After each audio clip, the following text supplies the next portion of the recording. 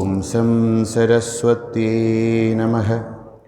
Om Sahana Vavatu Sahano Bhunaktu Sahaviryam Karavavahai Tejasvinavadhitamastu ma vidvishavahai. Om Shanti Shanti Shanti. Harihi Om Shri Gurubhyo Namaha. Harihi Om.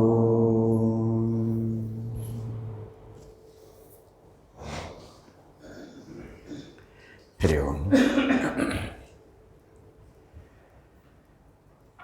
Yesterday we saw some basic questions which all of us should know. Among them, today they have given me a topic about the temples. Any religion, they have a place of worship. So we also, in English, they call that place of worship as temple. But the word in our tradition there are different words used in different parts of our country. Some places they call it Devalaya. Some places they call it Deva Mandir. Some places they call it Kshetra. Then in vernacular languages, different names are there, Kovil, Ambalam. So each place have different names, and a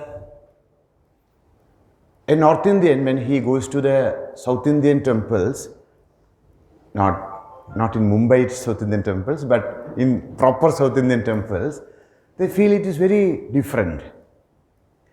And the people, when they come to the North Indian temples also from South, they also feel it is very different. Why? So we'll start from that question. Because, as I was telling, there are different names. Mandira, Alaya, Kshetra. Now, although we call all this as temple, but the concept behind these places are little different.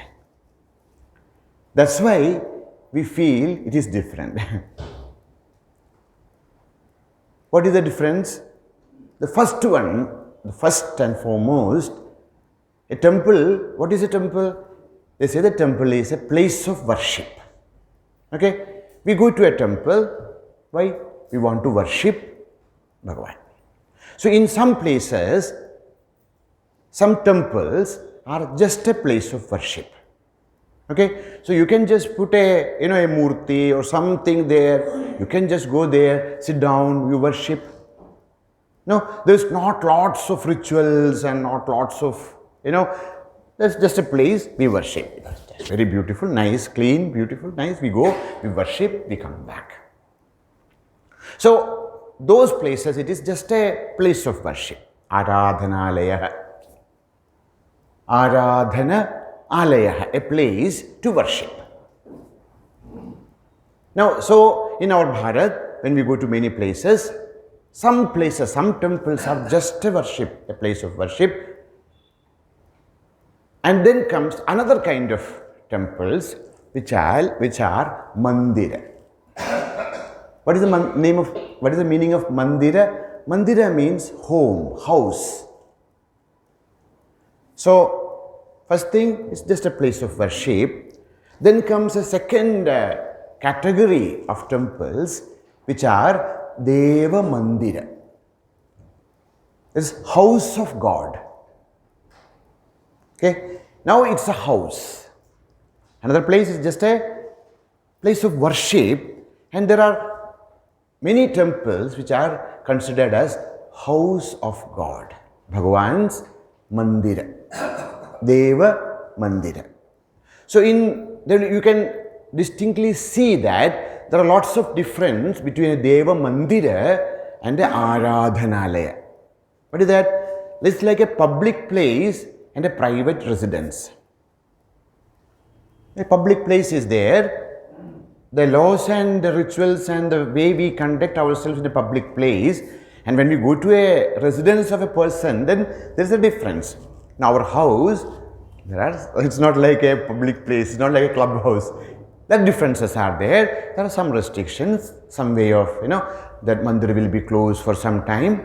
Just like in our place also, we have a time to eat, we have time to sleep, we have time for everything. There is a time, there is a ritual, there is a way. So when we go to Deva Mandira, we'll see that it's not that always open.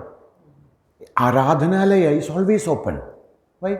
I want to meditate in 12 o'clock in the night. Okay, it's there open, you can go. But in a Deva Mandira, we should consider Bhagavan, whichever Murti is there, as a being, as a individual. So we should give that respect. How we, respect the privacy of a person, like that, we respect that privacy of a person. So Bhagavan goes to sleep. Now a question comes whether Bhagavan sleeps, etc. That we'll discuss later.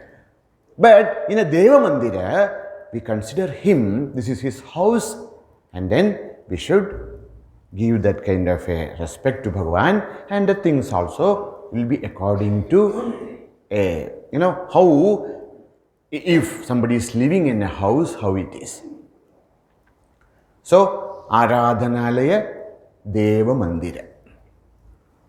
Now comes a third category of temples, which are known as Prakaraha. Deva Prakaraha means the palace of God. This is not just a residence, it's a palace. Okay, now in a residence, Bhagavan is like, not like us, but but in a palace, he's like the king. Now the rules are different. There will be Panchaprakaras will be there. There will be a place for Bhagavan to sit and give darshan, darbar. There will be a place where he sleeps. And there will be a place, where he comes and sit and then listen to music and dance. There will be a place where, they go for Nauka, Vihara, etc. If you go to South, Tamil Nadu, Andhra, Karnataka, etc., you will see such huge constructions. Sometimes this question is, to worship Bhagavan, why we need such huge constructions? Understand, that is not only an Aradhanalaya or Devalaya, this is Deva Prakara. You will see that it looks like, forts, big forts, like, Pancha Prakara, Sapta Prakara. There will be 7 doors and 5 doors. Why? We are entering into the kingdom of God. We are entering into the palace of God. And the rules will be accordingly. Now comes, so we started with Aradhanalaya, Devalaya and Prakara. Now comes a fourth kind of temples which are very special. It's known as Kshetra. What is Kshetram? The word Kshetra meaning is Kshatat Trayate idi Kshetra. Kshatat Trayate, that which protects us from destruction. So, Kshetra is a place which protects. Protects what? Protects the bhaktas. Not only bhaktas, the entire culture. The entire culture of our nation is protected by the temple or through the temples. So that's why it's known as one meaning Kshetram. Kshatat Trayate idi Kshetra. We are all Gita students. In Gita, Srimad Bhagavan says, Idam Shariram Kaunteya Kshetramityabhidiyate. In Gita, Bhagavan says that this Kshetra, what is Kshetra? Kshetra is idam shariram. So, the temples, the kshetra, have another aspect as the body of God. See, from where it reached where. So, it was a place of worship, the abode of God, the palace of Bhagavan, and now it is not just a palace, the entire temple is the body of God. Now, if that is the bhavana, if that is the feel, if that is the concept, then when we are entering into the temple, we are not just entering to a place of worship, but we are entering into the body of God. That's why in some places, you have to remove your upper clothes, etc. And then you enter, right? Because when you are entering into that kinds of temple, you are really entering into the body of God. Now, why to remove this upper cloth? This is only a representation, or only a kind of removing this bheda. When we remove this upper cloth, shirts, etc., that's only a kind of symbolism to show that I am removing this bhava, that I am a separate being. So when you enter into those kinds of temple, you are not just entering into a worship, place of worship, but you are really entering into the body of God. That's why those temples will be done in a like Pancha Prakaraha. There will be 5 layers of, like we have Panchakosha, Annamaya, Pranamaya, Manomaya, Vijnanamaya, Anandamaya Koshaha. Like that, that kinds of temple, there will be an outer wall, where there will be the Gopura. So that Gopura represents the Pada of Bhagavan. So, in many places, even if you are not able to enter into the temple, if you see the Gopura itself, do Namaskar. Why? That Gopura represents the feet of God. So, through that Gopura, you are entering into the body of Bhagavan. That's why there will be an outer spacious place. Okay? And then there will be a, what you call a Dhvajastambha. A Dhvajastambha will be there and Balipidha will be there. The Dhvajastambha, actually, if you see the Dhvajastambha, it is just like our spine. Like how the Kashedus are there, just like that is that Dhvajastambha is. Then actually it is the spine of that Purusha, Kshetra Purusha. And then when we enter into the first, like that, so there's Annamaya Kosha is the outer Prakara. Then there is Pranamaya Kosha, then Manomaya Kosha, then Vijnanamaya Kosha, and the sanctum, Garbhagriha, is the Anandamaya Kosha. And then Bhagavan is there, Bhagavad Murti is there. So when we are entering into those kinds of temples, every day we are doing what? Samadhi. We are becoming one with the Bhagavan for at least for some time, and then we come out.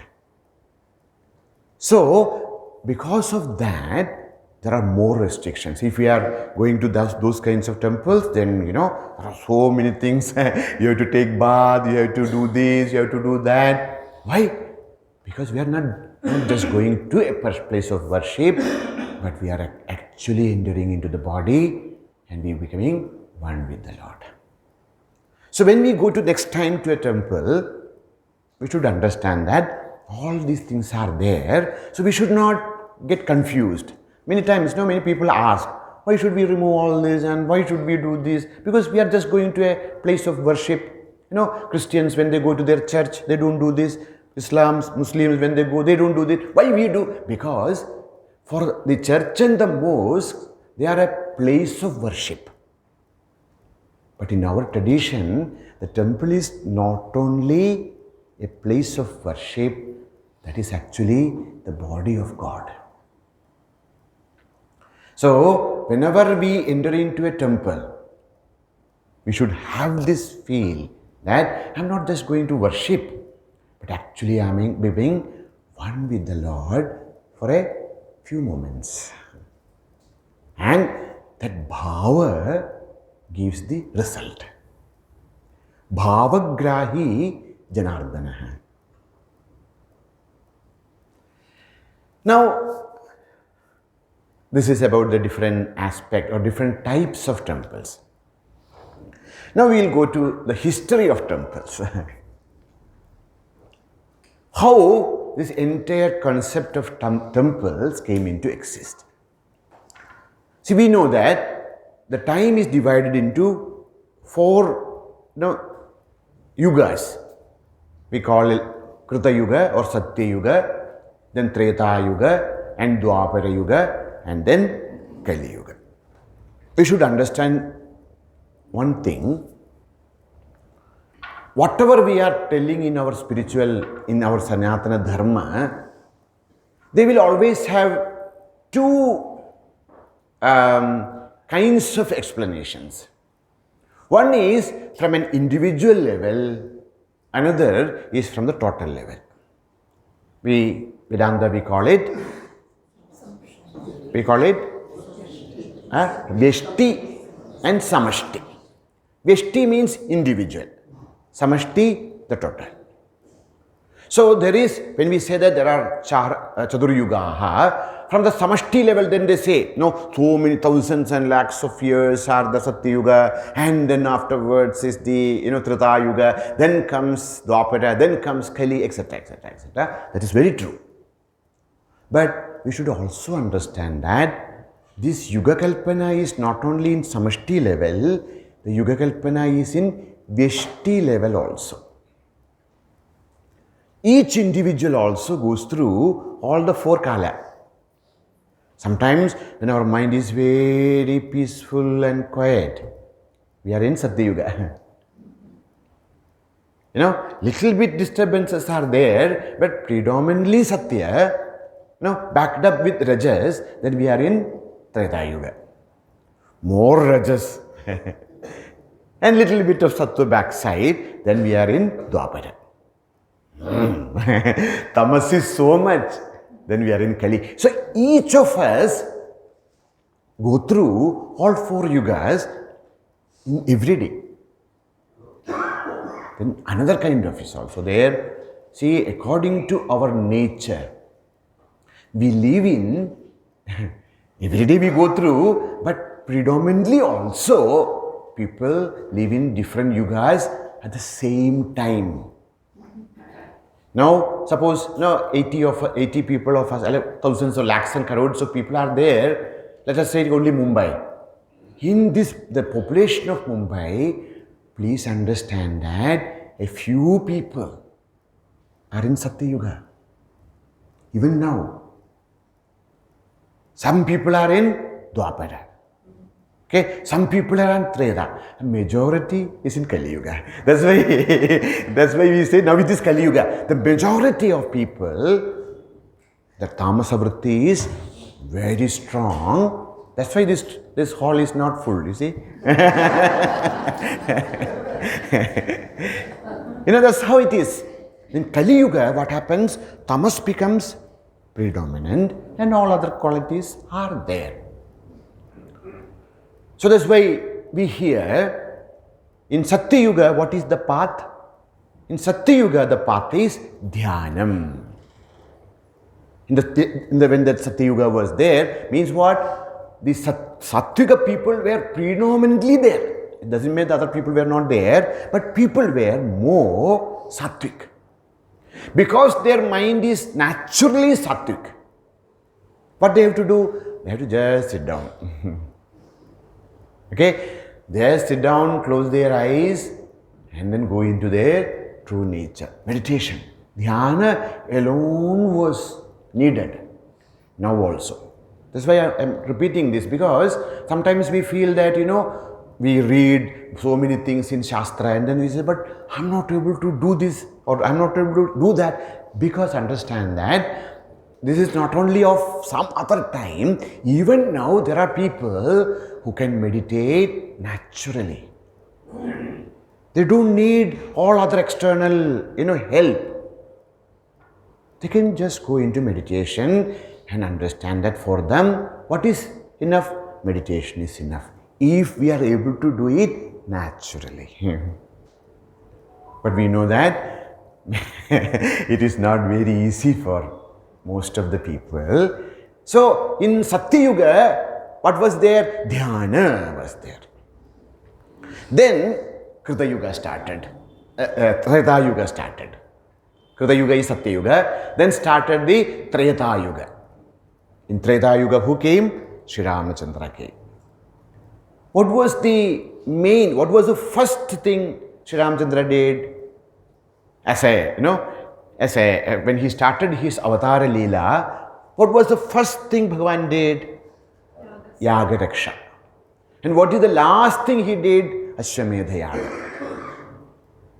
Okay, so the Treta Yuga, what happened in Treta Yuga was, see, the Satya Yuga is slowly changed, and there is Sattva in their heart, but they need something to do. कुछ करना भी है, ऐसा बैठ के ध्यान नहीं कर पाते हैं, वो भी करेंगे, उसके साथ थोड़ा want to do something also. That's how the yajna culture started. In Satyuga, there was not a yajna culture. The entire culture of yajna started in Treta Yuga. There are people among us also who feel very much connected with Agni. They may not feel that kind of a connection in a temple.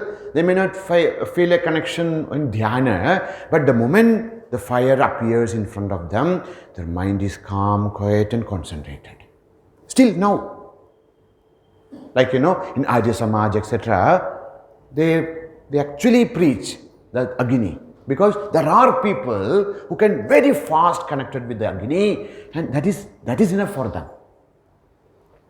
So the Agni, they make a kunda, and the Agni is there. They do offerings to the Agni, and then the mind is calm. They are able to meditate. So they go back to the meditation with the help of the fire. So that's the Dvidiya, or the second stage, where we call as the Treta Yuga, known as Yajna Samskara. So, Dhyana Samskara, Yajna Samskara. Now, again we see this, slowly, mind is becoming more and more, outward. The fire is also, helpful, but not enough. To concentrate through the fire, we need a good state of sattvic vritti, then only we can. Otherwise, fire will be there. Oh, so hot, I have to sit here. Why should I sit here? And then we need, mind is more, extrovert.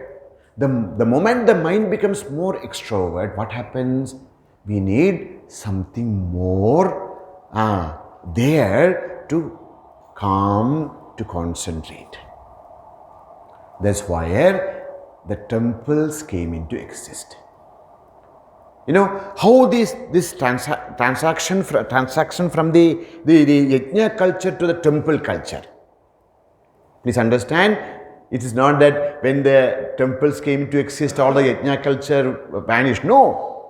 It will be there, it was there, it is there, it will be there. But what happens? The predominantly people are not very comfortable with this yajna samskara. What happened, when they do, not that Nityagnihotra, etc., when they do great yaga, yajna, etc., still now also, that yaga, yajna, etc. should be performed in a kshetra, in a field. in a paddy field or in a field where they actually cultivate. That's what in the Yajna Samskriti, when they do Somayaga, Vajapeya Yaga, Jyotishtoma Yaga, such huge yaga, they cannot perform it in a palace or anything. They have to perform it in a field where you actually cultivate. That's why we hear, the Janaka, he wanted to perform a yajna, so he actually plowed the land. From there, Sita Devi came out. So that's why kshetram. The word kshetra in Sanskrit also means a field, a paddy field, or a wheat field where you cultivate is known as a kshetra. Now there was great yaga yajna happened. Then what happens? The end of the yajna, the entire yagashala will be burned. That's how the yajna. So entire yagashala will be burned, and then again they start to do the cultivation in the next season. Then when they do great yaga yajna, what they do? They wear in a yajnashala, when we are talking about this kind of huge mahayajna, there will be many, there will be one kunda, there will be many kundas, but there will be one main kunda, Mukhya Vedika, it's known as Vedika, Mukhya Vedika will be there. And the people slowly, they wanted to mark that place because the entire other structures will be burned down, but the Mukhya Vedika will be there. They want to mark that place where the Mukhya Vedika was there. So they started to put a symbol there. They thought, what symbol will be appropriate? So they took a stone which is of the shape of an oval. An oval shaped stone was placed in the Mukhya Vedika, in the main altar. That was the beginning of the temple worship. So there is a Vedika, Mukhya Vedika, there is a kunda. In the center of the kunda there is a oval shaped stone. Why oval shaped stone? Because there is no Adi, there is no Anta. There is no beginning, there is no end. So they want to, that's why that oval shaped stone was called as Lingam. What is the meaning of Lingam? Lingyate, Suchyate, iti Lingam. The meaning of Linga is that which points out. Lingyate, Suchyate, iti Lingam. What points out? What Suchyate? The place of worship. Where that worship happened.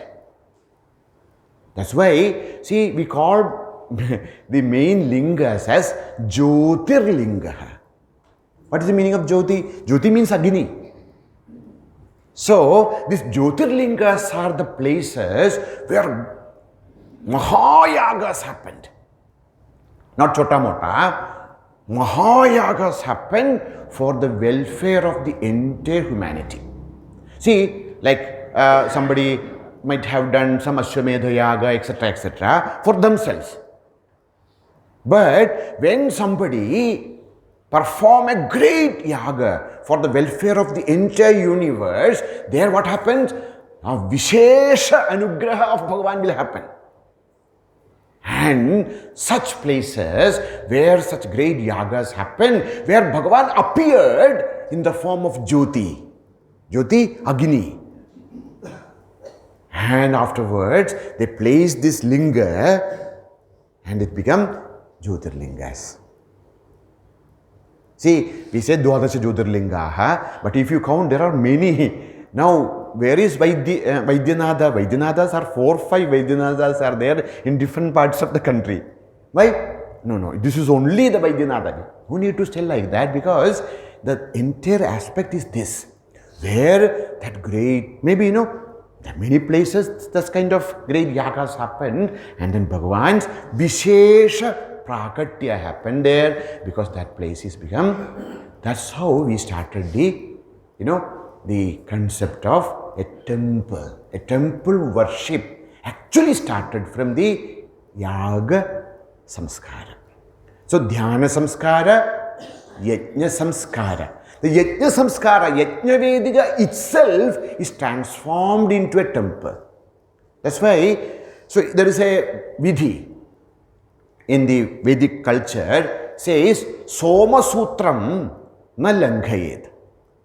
So, when they do the, like the Somayaga, etc., they make a small, outlet on the northern side of the Vedika. Okay, and when they do the rituals, etc., they should not cross that Soma Sutra. Soma Sutra is there. So when the Vedikas happens, they should come here, should not cross. They should not go back. They should go back. Now karmas are happen like this. So Soma Sutra is there, and Soma Sutram Nalangayed is the Vaidika Vidhi. That's why in many parts of our India, we don't cross the that place where where the water flows, because that is Soma Sutra. That is Soma Sutra Sthana. And where Shivalinga is placed, that will look like, that actually is the Vedika. And that Shivalinga is that Lingyate, Suchyate, that which represents, that which points out the Supreme.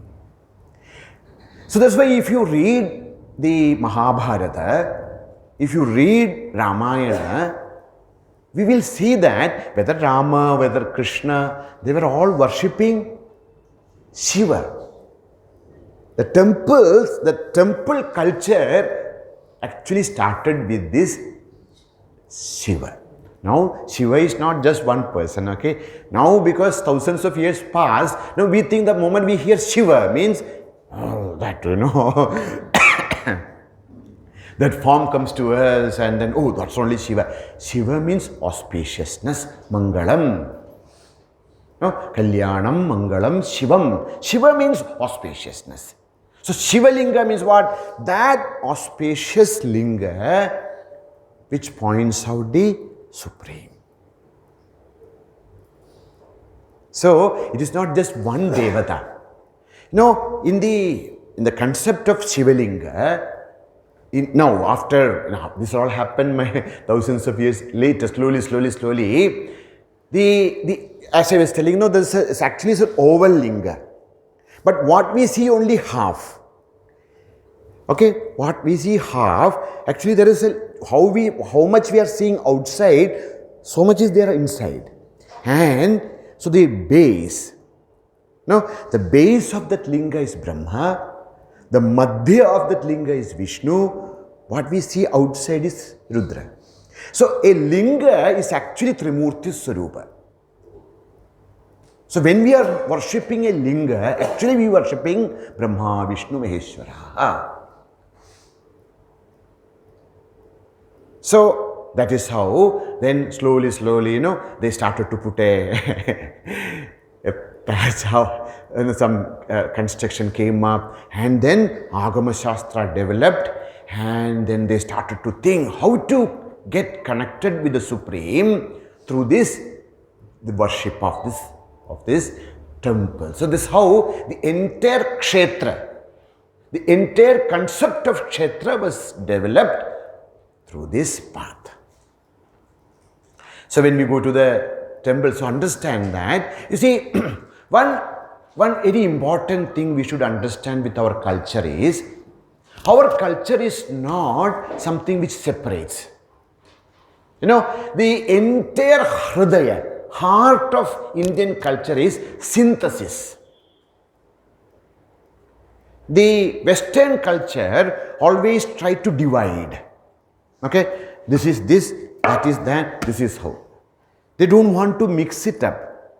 Okay, but the entire Indian culture is synthesis. In one place, we can see everything. So to a person who is just only a, Upasaka, for him, Shivalinga is Shivalinga, that's all. But as we grow, then we see the different aspects in one place. Now comes a question, why we need a linga, etc. Many people, especially the modern children, etc., asks us, why should we go to a temple? They say that you say that God is everywhere, omnipotent, omnipresent. मंदिर में क्यों जाना है? वो तो भगवान यहाँ भी है, वहाँ भी है. Very good. If we really feel that Bhagavan is sarvavyapi, feel, okay, not some, they don't want to get up in the morning or take bath, so they don't want to go, no, not like that. We really feel that Bhagavan is sarvavyapi, then you are living in Satyuga. If we really feel, wherever, yatra manoyati, tatra samadhaya, if wherever mind go, there we see Bhagavan, then we are in the Satyuga. We don't need, even yajna also is not needed, temple is also not needed, nothing is needed. But if we are not able to do that, so when they say, ask us, why we need a temple? Tell them, give me your phone. What? Now is aparaprana. The mobile is the aparaprana. Even if we die, it's okay, but mobile should be there in the hand. Now you give me your mobile. Why? Why should I give you mobile? Because, see, that, the waves are everywhere. You just receive it. Why you need that mobile? Give me. No, I will not give. Like that is the temple. Although Bhagavan is everywhere, the temple is a place where you can feel it, where you can connect with that. So, you need it. Come. Shastra says, see in the Sanatana Dharma, Shastra says, the Tantra Shastra says that Pradhama Pratima Puja. When we start to walk, we want to connect with the Supreme, we want to realize the Supreme, we want to actually walk the path of spirituality. Where should we start? Says, see, our mind is so much, extrovert. Now, so from where should I start? Start with Pratima Puja. Make beautiful temples, beautiful murtis. And, the mind, human mind, is very much attracted towards beauty. Sundaram. The beauty is something which captivates the human mind. Okay, so start from Pratima Puja. Pradhama Pratima Puja. You should start from there. And see, once I love Mahavishnu. Mahavishnu is my Ishtadevata. Okay, and okay, you like Krishna, very good. Worship him. Oh, so I get a nice, beautiful murti of Bhagavan, and he's so handsome, so beautiful. I don't want to look at anyone else. I want only look at him. And my mind is naturally attracted towards that beautiful form of Bhagavan. Now, once I start to worship Bhagavan, see, when we come in close contact of these great ideas, slowly our mind gets beautified. Okay, so whenever we are doing Pradhama Pratima Puja, I am doing it for some time. It depends, for different people it takes different time. But once I start to do that, my mind is more pointed, more purified. Now, see, I want to go for a yatra. I can't take, this such a big murti. So what I do? I take a salagrama. Salagram? A small black stone. Okay. Now I want to take my Krishna with me. I want to worship him. I just take a salagrama, and because I have already practiced for a long time, the moment I see this salagrama, my mind becomes calm and quiet and concentrated. That's why they say, Dudiyam pratikam uchyate. Prathama puja. When, you see, I want to become a doctor. Suppose I want to become a doctor, I am studying in 4th standard, I tell my father, take me to medical college. He says, why you want, do some have problem? No, I don't know problem, I want to become a doctor. That's my ambition. Oh, very good.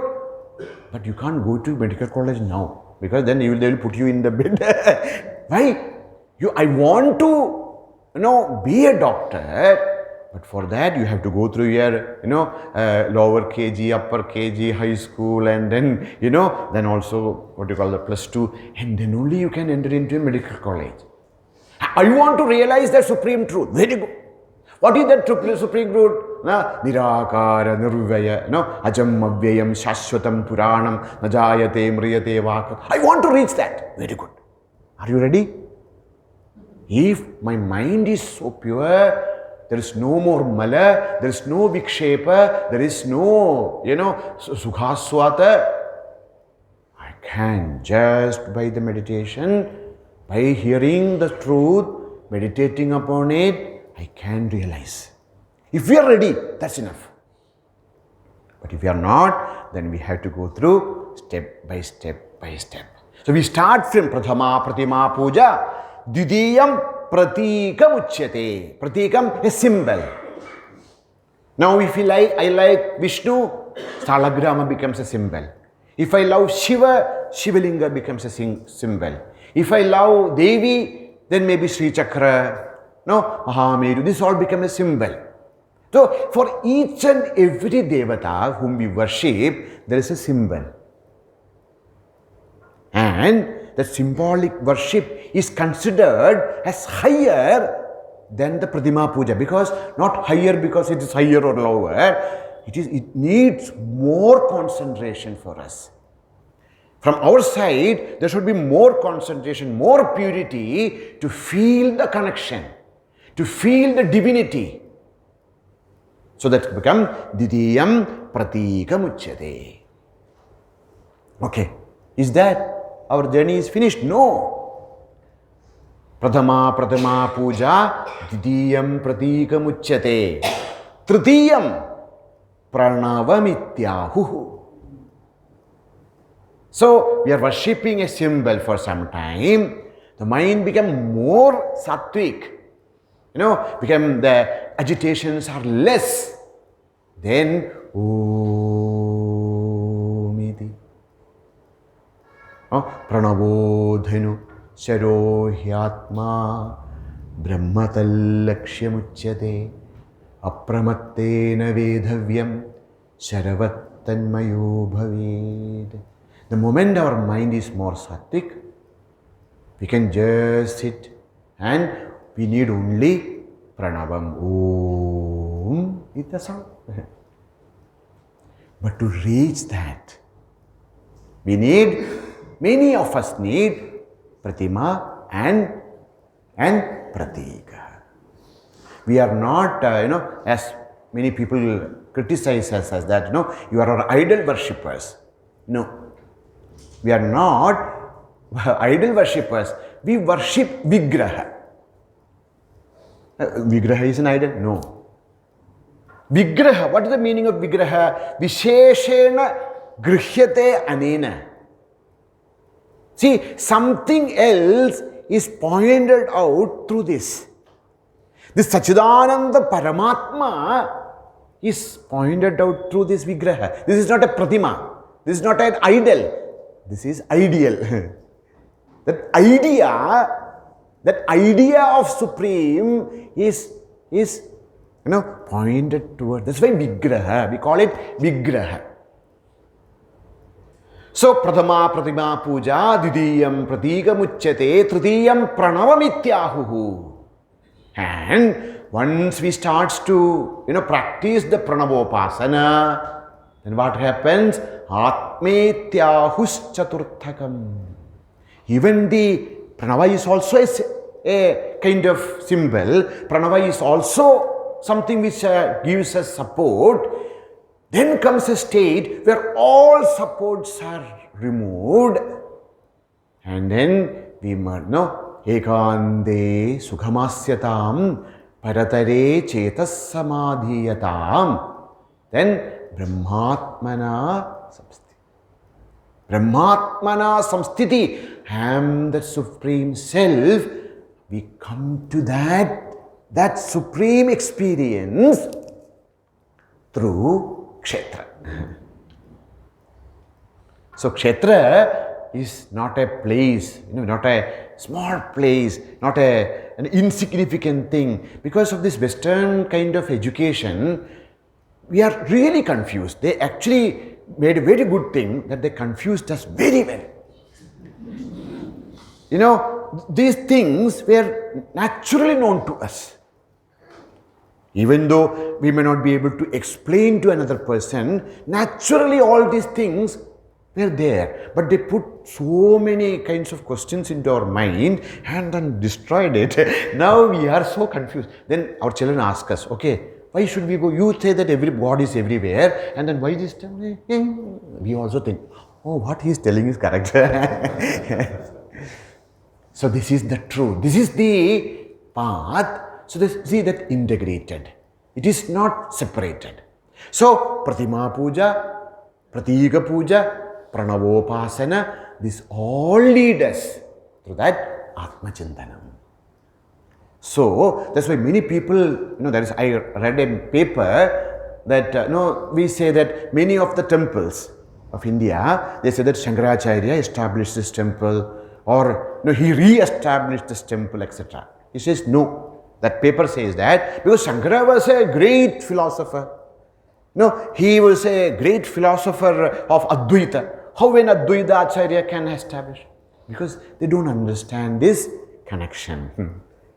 See, when Acharya Bhagavan is doing namaskara to a vigraha, he is not seeing that vigraha as we see. For him, that vigraha is Atman. This is Atmalinga. See how that's why his stutis, there are many acharyas who came, but Acharya Shankara's stutis are so beautiful, so filled with, because that comes from the Parama Prema. The Parama Prema and Paramatjnana are not two things. They are one and the same, the expression of the same truth. So, the temples, the Kshetra, Mandira, Alaya, that is the base of understanding the Indian spiritual life. So now, what is a temple? Now, why the temple? What is the history behind it? What is the symbolism behind it? There is so much to speak and talk. We don't have that much time. Now comes next question. What to do in the temple? We go to temples. Sometimes we travel so many hours, sometimes days to the temple. And then what we do? The moment we reach temple, we are, how much time is there? 10 minutes if I can finish and go back. You really, people travel for so many days and go to Sthana, Tirtha Sthana, and then they are so somehow you have to finish it off and then run away. They say, if you are taking up a Tirtha Yatra is not tourism. Nowadays, even the government is promoting, spiritual tourism. That's a very wrong word. Why? Because Tirtha Yatra is not spiritual tourism. What is the meaning of Tirtha? Tarayati iti Tirtham. What is the meaning of Tirtha? Tirtha means Tarayati. Tarayati means that which helps us to cross over. Cross over what? Cross over our lower tendencies. Cross over the samsara. They say, according to the Shastra, they say that if you are going to a tirtha, you should spend at least 3 days in a tirtha.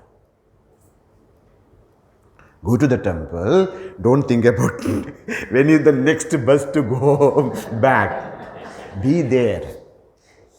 Okay, be there in the tirtha at least for 3 days. And what we should do? They say that first thing in a temple, not only in a tirtha, any temple, the first thing is darshanam. You know, we should have the darshana of Bhagavan. We should see Bhagavan. Darshanam. Next is pujanam. We should worship Bhagavan. Now in worship, there are two kinds of worship, okay? Now in our house, we worship ourselves, Bhagavan.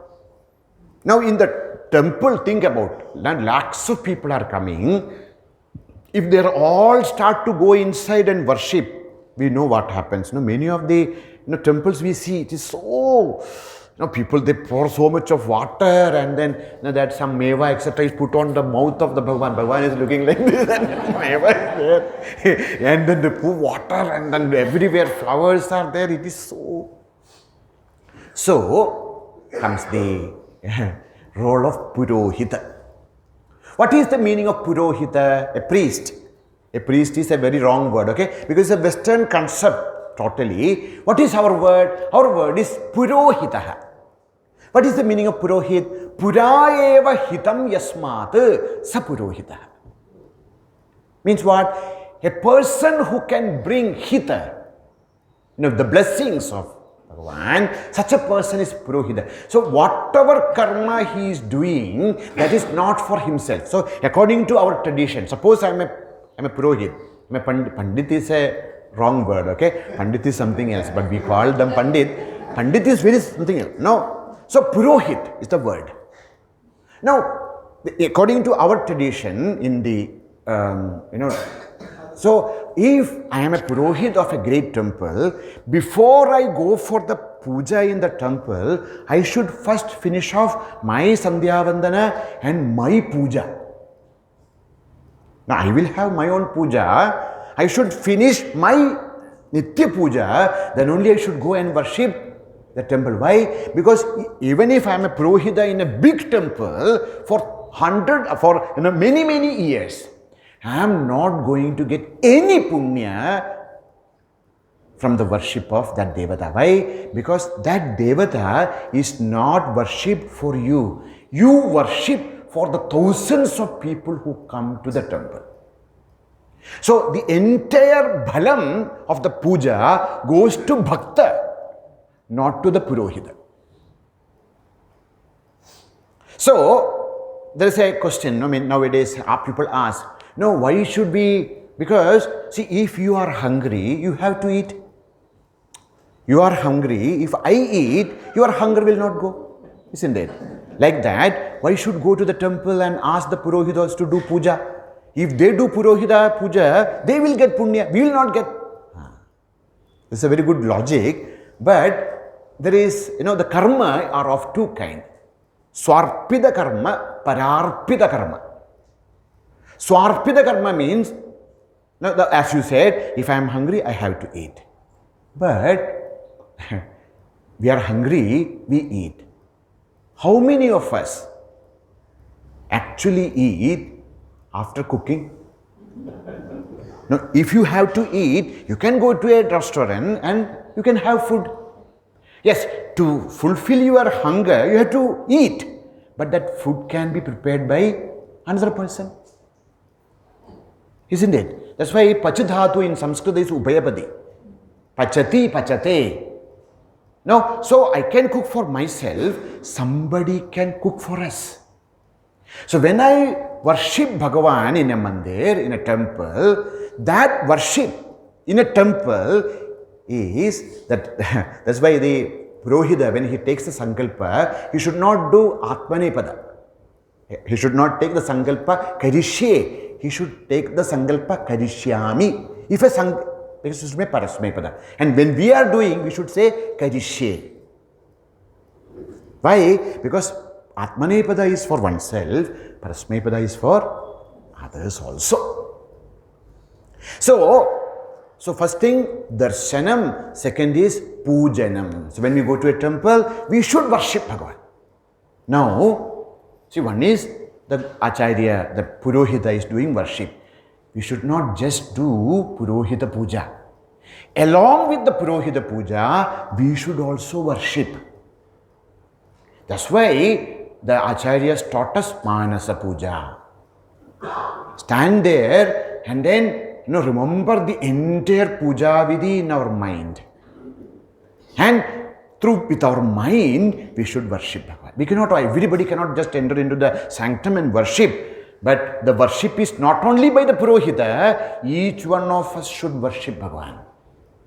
Ratnai kalpidamasanam, himajalai snanam chadivyambaram. So, we should worship Bhagavan with the Manasa Puja and Mudra Puja. There's a Mudra Puja means there are, Tandrika Mudras by which also we can worship. We should worship. So, Darsanam, Pujanam. Now comes third, Pradakshinam. We should do the Pradakshina of Bhagavan.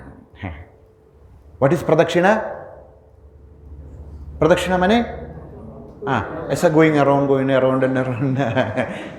Pradakshinam means we should always keep Bhagavan on our Dakshina Bhaga. We should be, what is Pradakshina? Other than in Shiva Kshetra when we do Ardha Pradakshina, we keep always Bhagavan on our right hand side. Keeping Bhagavan on our right hand side is known as Pradakshina. Moving around Bhagavan, the temple, the sanctum, keeping Bhagavan on our right hand side is Pradakshina. What is this Pradakshina means? Pradakshina means giving importance to Bhagavan. In our tradition, when you are walking with your Guru, your Guru should be always on your right hand side. You should not, keep Guru on your left hand side and walk. Because the right is right. The right is right. The right is correct. The right hand side is Bhagavan. Means, what is Pradakshina? Pradakshina symbolize that we are giving priority to the Lord. So when we are doing Pradakshinam, Yani nicha papani janmantara kritani cha tani dani vinashyandi Pradakshina pade pade. When we are doing one and each and every Pradakshina, each and every step, we are giving more and more and more priority to the Lord. That is Pradakshina. So Pradakshina is not only just going around and around and around, giving Him the most important place in our life is Pradakshina. So we should do Pradakshina. Then we should do Namaskara. We should do Namaskara to Bhagavan when we go to the temple. So we should have Darsana, Pujana, Pradakshina, Namaskara. What is Namaskara? Total surrender.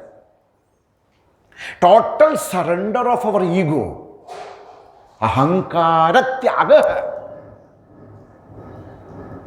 How is it possible? So, to do Namaskar, we should do Pradakshina. We can only surrender ourselves to Bhagavan when we give priority to Him. That's why we do Sashtanga Namaskara, Ashtanga Namaskara, Ardha Namaskara, etc., etc. That is the total surrender to Him. So, what are the things? One, Darshanam, Pujanam, Pradakshinam, Namaskara. Enough? No. Then we should sit somewhere and should do japa. We should not run away from the temple.